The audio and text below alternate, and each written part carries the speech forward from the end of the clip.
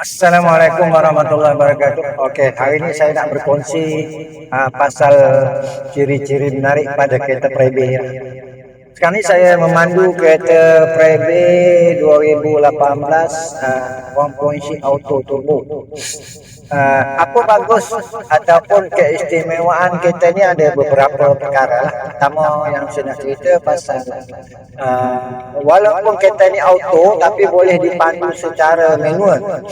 Apa yang menyebabkan kereta boleh pandu secara manual? Dekat gear dia sendiri, dekat dia punya level gear ni dia ada dua lah.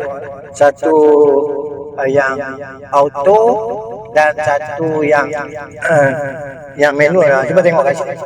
Ni kan? Dia ada ni plus. Tapi kita tak guna yang ni. Kita guna di steering. Di steering dia ada juga campur dengan tolak belah kiri. Macam mana kita nak guna? Okey, senang cara dia macam ni. Kita pandu macam biasa di drive.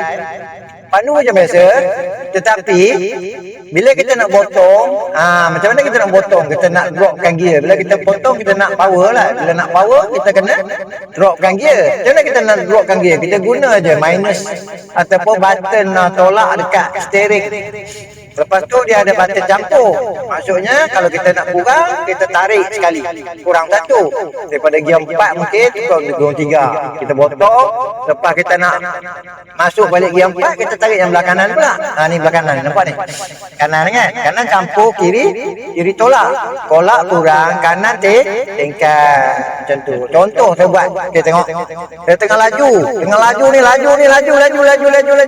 Lepas tu kalau saya nak memotong dalam kelajuan laju, payahlah nak memotong, betul?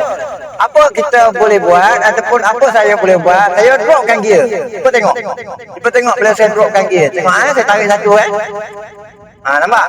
Dia kereta ni dia makin berat. Potonglah. Lepas tu nak naik balik gear 4, tarik belah kanan. Nampaklah. Boleh? Okey, saya rasa itu saja perkongsian saya untuk manual dengan auto. Cara memandu kereta manual ataupun auto Prebe 1.6 auto turbo. Sekian, jumpa lagi di video lain. Saya akan kongsi pula pasal macam mana nak guna cara nak guna auto cruise pula. Boleh angkat kaki bersilap. Okay, bye.